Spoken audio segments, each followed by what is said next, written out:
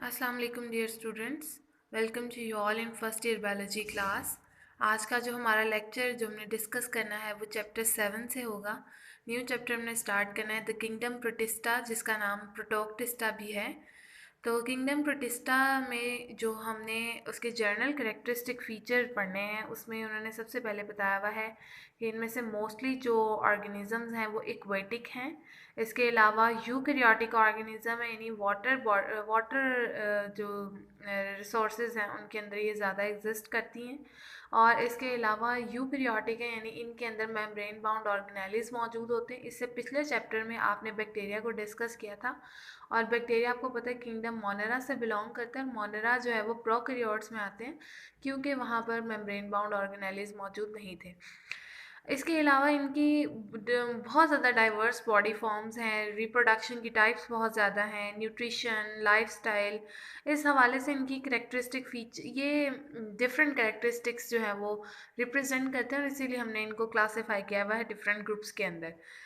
Basically इस kingdom के अंदर जो है वो ऑर्गेनिजम्स आते हैं जो कि किसी भी और किंगडम में फिट नहीं होते। जैसे कि यहाँ पर उन्होंने एक्सक्लूजन का वर्ड यूज़ किया है। एक्सक्लूजन का मतलब होता है all members that has characteristics that exclude them from other five kingdom system हम पढ़ रहे हैं ना। तो 4 किंगडम में जो फिट नहीं होते ऑर्गेनिज्म, कि उनके करेक्टर बहुत सारे किंगडम्स के ऑर्गेनिज्म से मिलते होते हैं, तो हम उन्हें यहाँ पर प्लेस कर देते हैं किंगडम प्रोटिस्टा में। प्रोटिस्टा के मेंबर कहा जाता है इवॉल्व हुए बेसिकली फ्रॉम प्रोकैरियोट्स, यानी ये भी बैक्टीरिया वगैरह से ही आगे फर्दर इनकी जो है वो डाइवर्सिफाइड हुए हैं, ये वहीं से निकले हैं।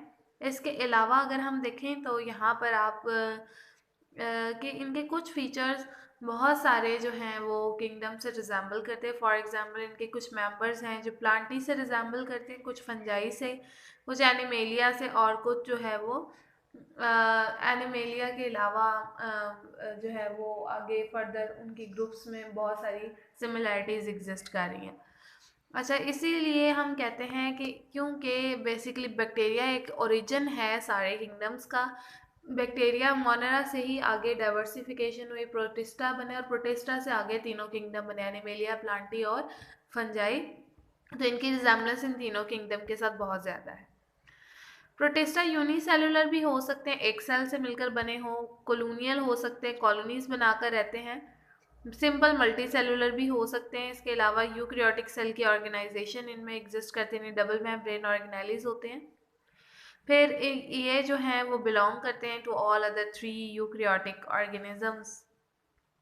यूकैरियोटिक किंगडम जो कि एनिमेलिया, फंजाई और प्लांटी से है, तो उनके ऑर्गेनिज्म से ये बहुत ज़्यादा रिजेंबल करते हैं। तो इनमें सिंपल से कॉम्प्लेक्स मल्टी सेलुलर ऑर्गेनिजम्स भी कॉमन हैं। इसके अलावा कुछ प्लांट्स और एनिमल्स में अगर आप देखें तो जिस तरह उनके अंदर एम्ब्रियो की डेवलपमेंट हो रही होती है, इन प्रोटिस्टा के मेंबर में एम्ब्रियो की डेवलपमेंट नहीं होती, या ब्लास्टूला डेवलप नहीं होता। ब्लास्टूला एक स्टेज है during embryonic development. Kingdom protista को हमने 4 मेजर ग्रुप्स में डिवाइड किया है। Number 1 is single celled protozoans. इनमें प्रोटोजोन्स हम पढ़ेंगे लाइक अमीबा, पैरामीशियम, कुछ सिलिएट्स हैं, एक्टिनोपोड्स हैं, फोरामिनिफेरेंस हैं, जो कि एक एक सेल से मिलकर बने हुए हैं। यूनिसेलुलर एल्गा है, एलजी आ जाती है इसके अंदर, जो सिंगल सेल वाली भी है और मल्टी सेलुलर भी है। ये दोनों तरह की एलजी हम यहाँ डिस्कस करते हैं। मल्टी सेलुलर एलजी, ठीक है। इसके अलावा स्लाइम मोल्ड्स और ऊमाइस्टीज के मेंबर है। स्लाइम मोल्ड्स और ऊमाइस्टीज लोअर फंजाई से बिलोंग करते हैं, नहीं हमने इनको 4 ग्रुप्स में क्लासिफाई कर दिए on the basis of their characteristics. Historical perspective देखेंगे, ये प्रोटिस्टा जो है वो किस तरीके से इवॉल्व हुआ, किंगडम किस तरह से इसको प्रपोज किया गया। तो सबसे पहले 1861 में जॉन हॉग एक साइंटिस्ट था जिसने ये किंगडम प्रोटिस्टा को प्रपोज किया। 1866 में अर्नेस्ट हैकल है जिसने किंगडम प्रोटिस्टा के बारे में कहा कि होना चाहिए, जिसमें उसने बैक्टीरिया और माइक्रो ऑर्गेनिजम्स को भी रखा। फिर यूग्लिना जैसे ऑर्गेनिज्म जो कहीं पर भी फिट नहीं होते, क्योंकि उनके कुछ कैरेक्टरिस्टिक फीचर प्लांट जैसे हैं, कुछ एनिमल जैसे हैं, तो वो जो यूग्लिना है उसको भी यहाँ पर प्लेस किया गया। इसके अलावा ब्लू ग्रीन एल्जी और बैक्टीरिया को बाद में सेपरेट कर दिया गया किंगडम प्रोटिस्टा से, क्योंकि वो प्रोकैरियोट्स से, उनको फिर सेपरेट किंगडम में रखा गया जो किंगडम मोनेरा कहलाया। 1938 में हर्बर्ट कॉपलैंड एक साइंटिस्ट था, उसने जो है वो बेसिकली एलिवेट किया कि जो प्रोकैरियोट्स हैं उनका एक अलहदा से स्टेटस होना चाहिए, यानी उनको एक अलहदा किंगडम में रखना चाहिए। फिर रॉबर्ट विटेकर ने क्या किया, उसने जो है वो 5 किंगडम सिस्टम प्रपोज किया 1969 में, जिसमें यूनिसेलुलर ऑर्गेनिज्म को प्रोटिस्टा में जो कहीं फिट नहीं होते वहाँ रख दिया गया।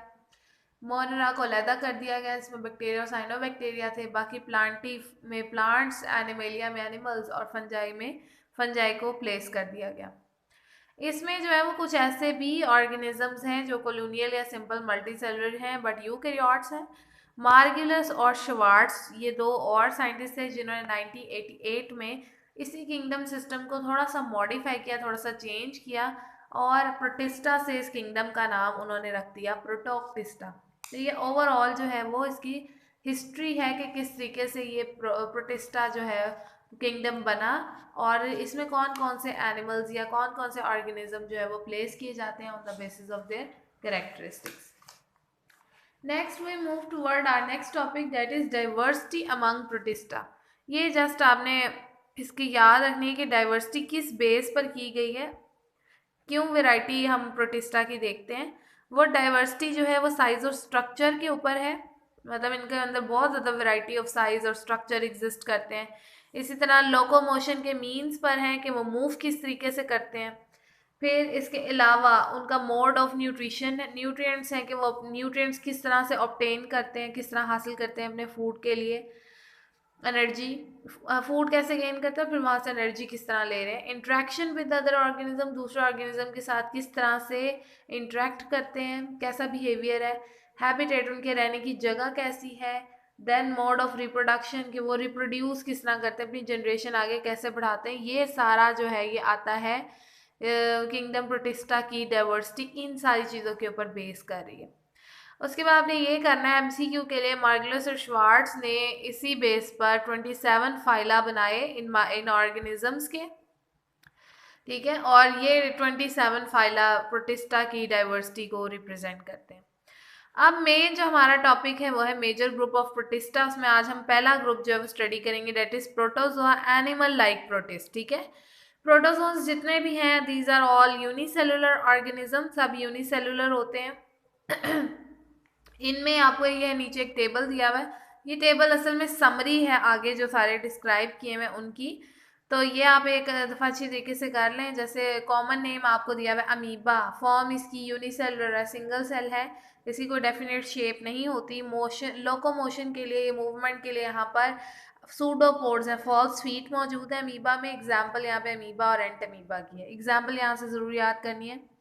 जू फ्लैजिलेट्स हैं, ये भी यूनिसेलुलर है लेकिन कुछ कॉलोनियल होते हैं। ये वो है ऑर्गेनिज्म जो एनिमल लाइक हैं, जिनके पास फ्लैजेला है मूवमेंट के लिए, फ्लैजिलेट्स मीन फ्लैजेला है। लोकोमोशन के लिए एक से ज़्यादा फ्लैजेला होते हैं, एग्जाम्पल में ट्राइपेनोसोमा और यूग्लिना कॉमन है।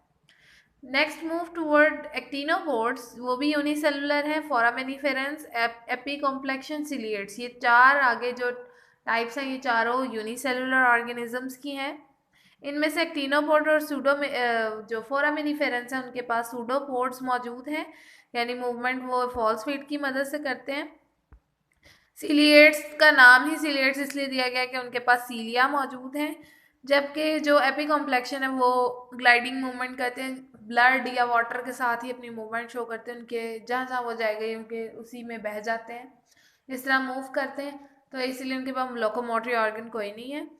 एक्टिनोपोड्स में रेडियोलेरिन की एग्जाम्पल है, फोरामिनिफेरेंस में फोरम्स की, एपीकॉम्प्लेक्शन में प्लाज्मोडियम जो कि मॉस्किटो में मौजूद होता है, बेसिकली मलेरिया की डिजीज़ कॉज करता है, और सीलिएट में पैरामीशियम और वर्टिसिला की एग्जाम्पल है। कम अज़ कम एक एग्जाम्पल आपने इसकी ज़रूर अच्छे तरीके से याद करनी है, ठीक है।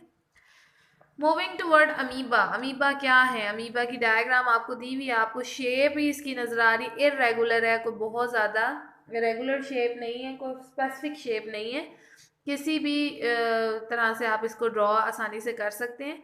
इसमें आपको एक ऊपर फिंगर लाइक प्रोजेक्शन नज़र आ रही, ये वाली, ये फिंगर लाइक प्रोजेक्शन जो है ये सूडोपोड्स कहलाते हैं, फॉल्स फीट है एक्चुअली।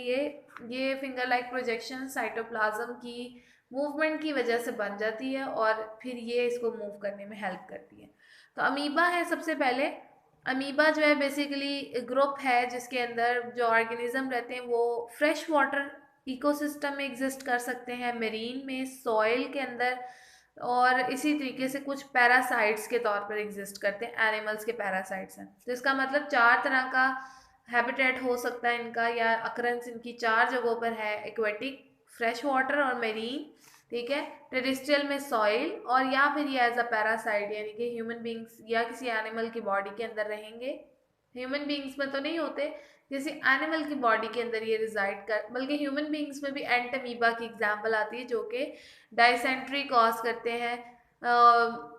तो वो ऑर्गेनिज्म भी ह्यूमन के पैरासाइट्स के तौर पे बिहेव करते हैं। कैरेक्टरिस्टिक फीचर की बात करें तो अमीबा जो है उनमें फ्लेजेला नहीं होते, दे लेक फ्लेजेला।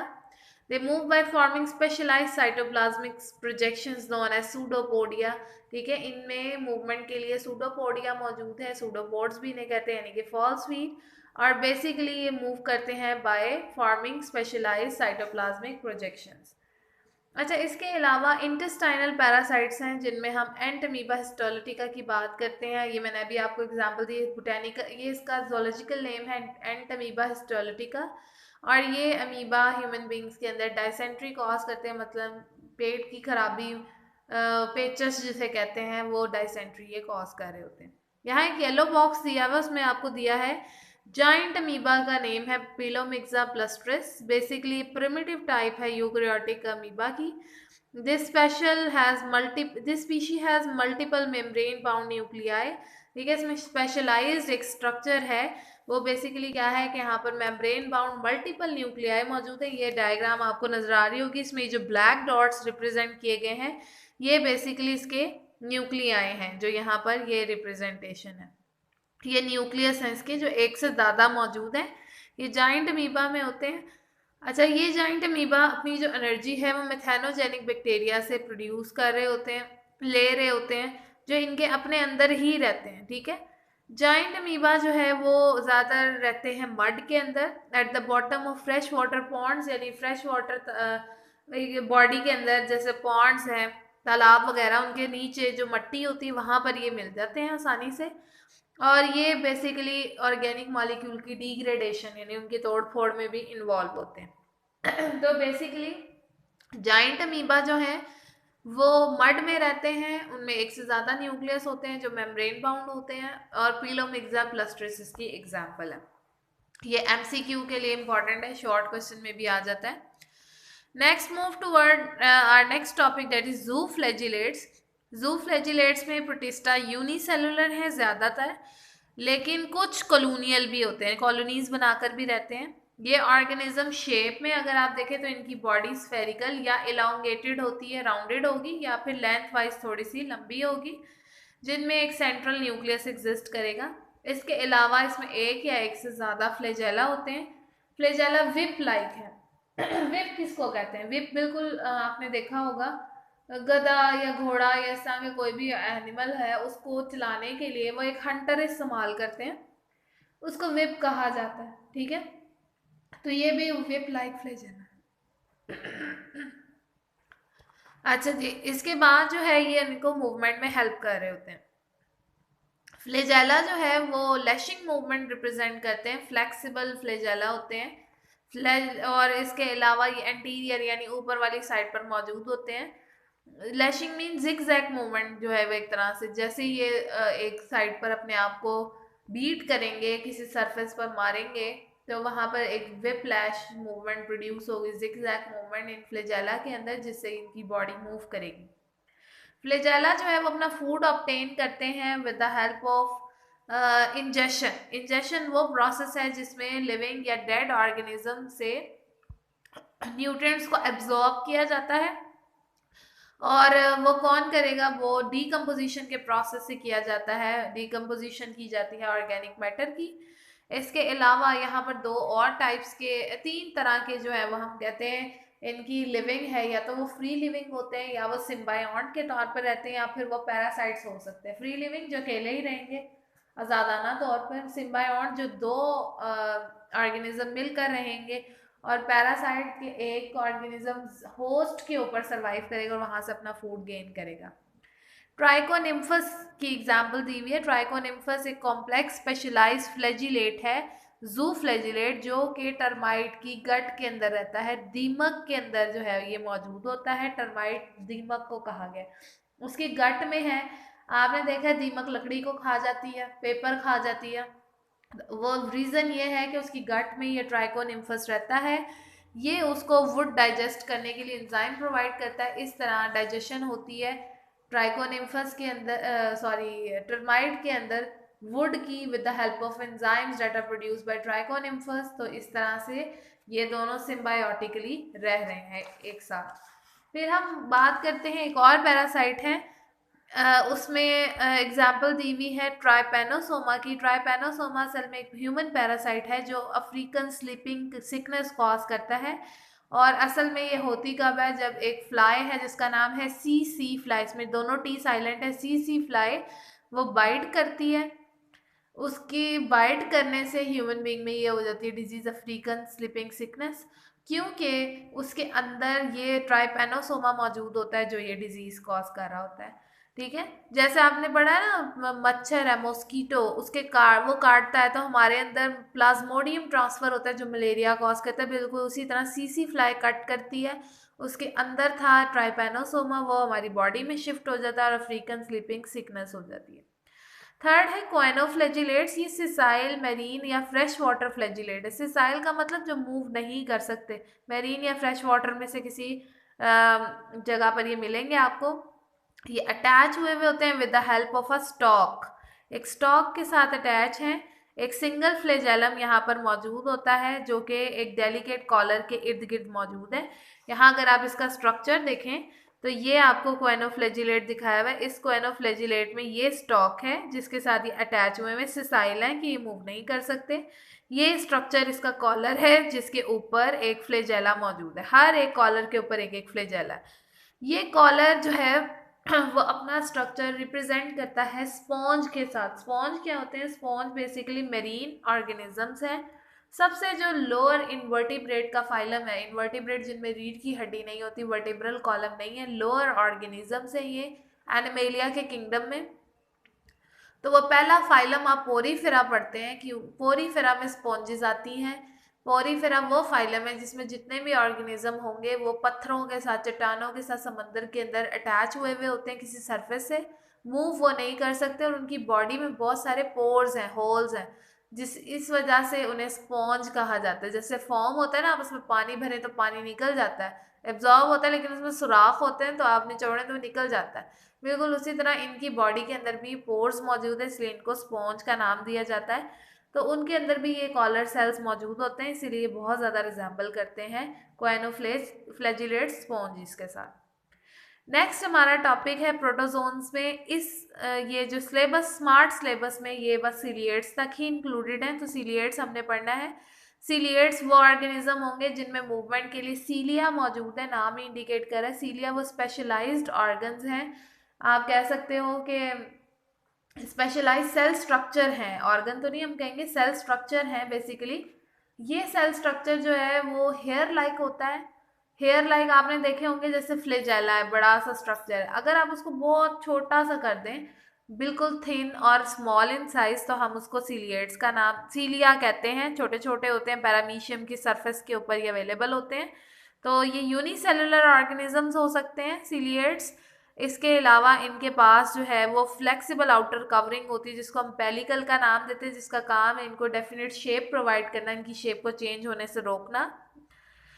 ठीक है, लेकिन वो चेंज हो सकती है इन अ सेंस कि थोड़ी बहुत स्ट्रक्चर में चेंज आए, ये नहीं कि ओवरऑल पूरी की पूरी बॉडी स्ट्रक्चर ही चेंज हो गया। इस तरह की शेप चेंजिंग नहीं करेगी, लेकिन माइनर सी चेंजेस होती रहती हैं। पैरामीशियम के अंदर अगर आप देखें तो उसकी सरफेस बॉडी जो है वो कवर है with a lot of numerous hair like, short hair like structure, fine hair like structure, जिन्हें हम सीलिया का नाम देते हैं। तो सीलिया इनमें मौजूद है। ये जो सीलिया हैं ये कोऑर्डिनेटेड मैनर में, कोऑर्डिनेटेड फैशन में मूव करवाते हैं पैरामीशियम को इन अ फॉरवर्ड डायरेक्शन और back and always and also when it is required then they allow them to turn around, ठीक है। जब कभी ज़रूरत होगी तो उसे टर्न भी करवा देंगे, बैक मूवमेंट भी शो करवाते हैं और फॉरवर्ड मूवमेंट भी शो करने में हेल्प करते हैं। ये पैरामीशियम है, उसकी एक स्लाइड दिखाई हुई है। स्लीपर शेप्ड होते हैं, जूते की शेप के होते हैं, क्योंकि ये बेसिकली एक स्लाइड है जिसमें इतना ज़्यादा जो है वो क्लियर कट नज़र नहीं आ रहा कि किस तरह से जो है वो इस पर सीलिया मौजूद है, लेकिन इसके ऊपर बिल्कुल बारीक बारीक यहाँ पर सरफेस के ऊपर इस तरह से सीलिया मौजूद होते हैं।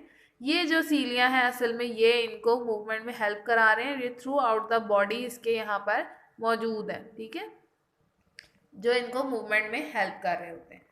अच्छा, इसके अलावा अगर हम देखें तो जितने भी सीलिएट्स हैं ये सिसाइल हैं। सिसाइल का मतलब कि ये मूव नहीं कर सकते। इनमें से कुछ, जैसे आपने देखा, कुछ सीलिएट्स के पास सीलियां हैं तो वो मूव कर सकते हैं, कुछ इसी तरीके से सिसाइल भी होते हैं जो मूवमेंट शो नहीं करते। वो अटैच हो जाते हैं फिर रॉक्स के साथ, ठीक है, या किसी और सरफेस के साथ, और उनका वाटर करंट्स के साथ जो है वो सीलिया, उनके पास सीलिया होते हैं लेकिन मूवमेंट में हेल्प नहीं कर रहे होते। उनका काम होता है फूड को उनकी तरफ ड्रॉ कर कर लाना, फूड को उनके तक सप्लाई कर देना सीलिएट्स तक। तो इनमें से भी मोस्टली जो है वो टाइनी प्रोटिस्ट्स के मेंबर ही होते हैं। फिर हम कॉन्ट्रेक्टाइल वैक्यूल की बात करते हैं कि वाटर रेगुलेशन के लिए, क्योंकि वाटर में एग्जिस्ट करते हैं तो वाटर की इनके अंदर क्वांटिटी ज़्यादा ना हो जाए, इसलिए इनके पास कॉन्ट्रेक्टाइल वैक्यूल हैं जो स्पेशलाइज्ड हैं। इसके अलावा सीलिएट्स बाकी प्रोटोजोन से वेरी भी करते हैं, डिफरेंट होते हैं, क्योंकि बेसिकली इनके पास टू काइंड्स ऑफ न्यूक्लियाई होते हैं। एक जो है वो स्मॉलर होता है और एक लार्जर होता है। स्मॉलर डिप्लॉयड माइक्रोन्यूक्लियाई है, जबकि लार्जर पोलीप्लॉयड और मैक्रोन्यूक्लियाई है, ठीक है। मैक्रोन्यूक्लियस बड़ा होगा और पोलीप्लॉयडस में नंबर ऑफ क्रोमोसोम ज्यादा है, जबकि 2n से ज्यादा है, पेयर से ज्यादा है, ठीक है। जबकि जो माइक्रोन्यूक्लिया है वो स्मॉल है और उसमें जो आपको न्यूक्लियस नजर आ रहे हैं वो जो है वो बेसिकली डिप्लॉयड है। 2n नंबर ऑफ क्रोमोसोम उसमें होता है। सेक्सुअल प्रोसेस में माइक्रोन्यूक्लियाई इन्वॉल्व है, जबकि मैक्रोन्यूक्लियाई ग्रोथ और मेटाबॉलिज्म को कंट्रोल कर रहा है। जो सेक्सुअल प्रोसेस ये रन करते हैं वो कॉन्जुगेशन कहलाता है। जैसे आपने बैक्टीरिया में पढ़ा था कि दो बैक्टीरिया क्लोज होंगे, आपस में जेनेटिक मटेरियल एक्सचेंज करेंगे, डेट इज कॉन्जुगेशन। बिल्कुल उसी तरह ये भी कॉन्जुगेशन ही करते हैं, और इस कॉन्जुगेशन के प्रोसेस के दौरान दो इंडिविजुअल्स जो हैं वो एक दूसरे के साथ कांटेक्ट करते हैं और अपना जेनेटिक मटेरियल एक्सचेंज कर देते हैं। इस तरह से ये जो हैं सीलिएट्स, ये अपनी रिप्रोडक्शन को प्रोसीड करते हैं। ये एक और आपको सीलिएट्स दिखाए हुए स्टेंटर है, ये भी एक सिसाइल सीलिएट है, ये मूव नहीं कर सकता। स्टेंटर पैरामीशियम सीलिया की मदद से मूव कर सकता है, ठीक है। सीलिएट्स में जरूर मौजूद होंगे सीलिया, चाहे वो सिसाइल हो या मूविंग हो, लेकिन बस वो कहीं पर फूड ड्रॉ करके देना, कहीं मूवमेंट करवा रहे हैं। यहाँ तक आपने इसको अच्छे तरीके से करना है क्योंकि ये इंक्लूडेड है आपके सिलेबस में। आगे फोरामेनिफेरेंस और एक्टिनोपोड्स हैं जिनमें शेल मौजूद होते हैं, जैसे आपको बुक में दिखाया भी हुआ है। ये एक टाइप है, इनमें डिपॉजिट हुआ हुआ ऊपर कैल्शियम, और एक्टिनोपोड्स के अंदर सिलिका होता है। ये फर्क है, फोरामेनिफेरेंस में कैल्शियम होता है शेल में और एक्टिनोपोड में सिलिका होता है, और यही डेड होकर चौक वगैरह बनाने के लिए इस्तेमाल होते हैं। एपिकॉम्प्लेक्शन है जिनमें हम प्लाज्मोडियम पढ़ते हैं ह्यूमन बींग्स के अंदर, जो मलेरिया की डिजीज कॉज करता है। तो प्लाज्मोडियम जो है वो मॉस्किटो के थ्रू फैल रहा होता है, ह्यूमन बॉडी के अंदर रहता है, ठीक है। एनोफ्लीज मॉस्किटोज की ट्रांसमिशन में हेल्प करती है। तो ये ओवरऑल आज का लेक्चर था जिसमें हमने प्रोटोजोन्स को डिस्कस किया। इसको आपने अच्छे तरीके से करना है, मोस्टली इनमें से शॉर्ट क्वेश्चन ही आते हैं। Thank you so much.